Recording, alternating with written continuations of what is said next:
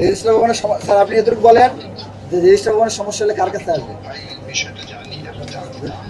জানেন তাইলে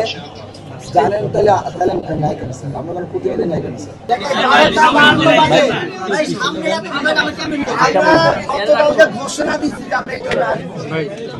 তারপরে তিনি অফিসে নাই, তিনি জানতেন আমরা এখানে আসবো, এরপরও তিনি আজকে এখানে অনুপস্থিত। এটা কি প্রমাণ করে? হয় তিনি পলাইছে, তাহলে তিনি ফাঁকিবাজি করছেন। আমরা ওনাদেরকে জানিয়েছিলাম যে আমরা আজকে আসবো। বিশ্ববিদ্যালয় প্রশাসন জানে যে আজকে আমরা রেজিস্ট্রার মহোদয় এখানে আসবো। গতকাল প্রক্টর স্যার ফোন দিয়েছেন, প্রক্টর স্যারকে আমরা জানিয়েছি। ফোন দিয়েছে, গতবার আমরা জানিয়েছি। আমরা সাংবাদিকদেরকে ঘোষণা দিয়েছি। আমরা কি গোপনে এখানে এসেছি? এখানে এসেছি। আপনারা প্রত্যেকে জানেন যে আমরা এখানে আসবো। তাহলে রেজিস্ট্রার মহোদয় এখন অফিসে নাই কেন? ওনার যদি আসলে সমস্যা সমাধানের মানসিকতা থাকতো, ওনার যদি আসলে এই চিন্তা থাকতো শিক্ষার্থীদের সমস্যা শুনবেন, তাহলে তো উনি অবশ্যই থাকতেন। তাহলে উনি অফিসে নাই কেন এখন?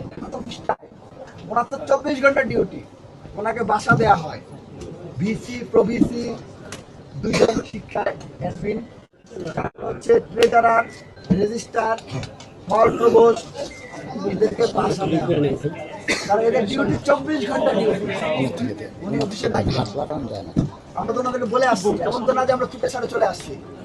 আপনারা গতকালকে নিউজ দেখেছেন যে প্রায় হচ্ছে 22 জন কর্মকর্তা, যাদেরকে আপনার কি পাওয়া গেছে, তাদেরকে আপনার কি পাওয়া যায় না, কি বলে দেবে মানে অফিসে এসে 42 জন কর্মকর্তা।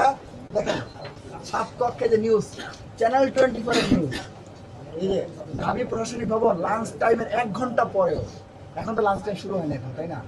এখনো দেখেন যে অনেক কক্ষে তিনি জানতেন আমরা এখানে আসবো, এরপরও তিনি আজকে এখানে অনুপস্থিত। এটা খুবই একটা শেমফুল কাজ হয়েছে। ধরেন অনেক বেশি ব্যস্ত আছে, ধরলাম মানলাম, তবু তিনি জানাইতে পারতেন যে আমি এই টাইমে থাকবো না, তোমরা অন্য টাইমে প্রেফার আমি থাকবো। তাহলে তিনি জানাইতে পারতেন আমি যাচ্ছি না, আমার কোনো প্রতিনিধি থাকবো। এই হচ্ছে বিষয়। স্যার আমরা তো আজকে আসবো, এটা আপনি জানতেন স্যার। ডাকসুর পক্ষ থেকে আমরা যে আপনার কাছে আসবো এটা আপনি জানতেন, আমি জানাইছি।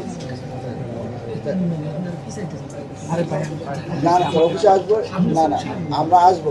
রেজিস্টার ভবনের সমস্যা নিয়ে আপনার কাছে আসবো না, কার কাছে আসবো? আপনি এখন নাই কেন স্যার?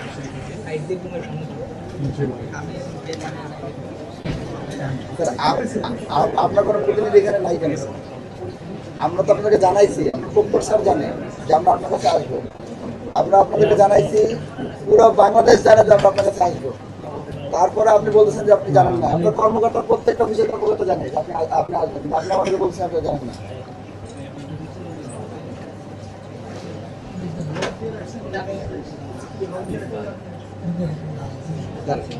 স্যার রেজিস্টার ভবনের সমস্যা, এটা কি মানে রাস্তা তারা যারা কথা বলে চলে যাবে নাকি আপনার কাছে আসবে? রেজিস্টার ভবনের সমস্যা হলে কার কাছে আসবে? রেজিস্টার ভবনের স্যার আপনি এতটুকু বলেন যে রেজিস্টার ভবনের সমস্যা হলে কার কাছে আসবে?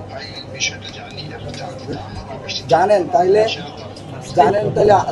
নাই কেন স্যার? আমরা কোনো প্রতিনিধি নাই কেন স্যার? আমরা এই যে কথাগুলো, আপনার তো এই কথাগুলো শোনা দরকার স্যার। আপনার অফিসের 7টা রুমে গতকালকে সার্চ করে এরকম দিয়ে পাওয়া গেছে 42 কর্মকর্তা, 300 ক্লাসরুম আছে। শুনেছেন আপনি কি অবস্থা নিয়েছেন? আমি সেটা জানতে চাই। আপনি কি অবস্থা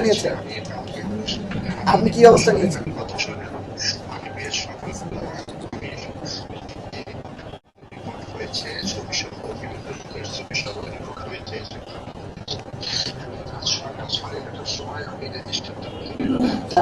এটা গতকালকে দুপুরের আগের খবর।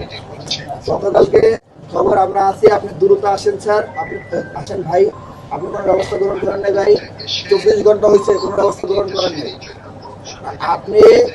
গতকালকে এখন অলরেডি 24 ঘন্টা হয়ে গেছে ভাই, আপনি কোনো ব্যবস্থা গ্রহণ করেন নাই। আমরা আপনার জন্য অপেক্ষা করতেছি, আপনি আসুন। আপনি জেনে বুঝে আসেন নাই, তারপর আমরা আপনার জন্য অপেক্ষা করতেছি, আপনি আসুন।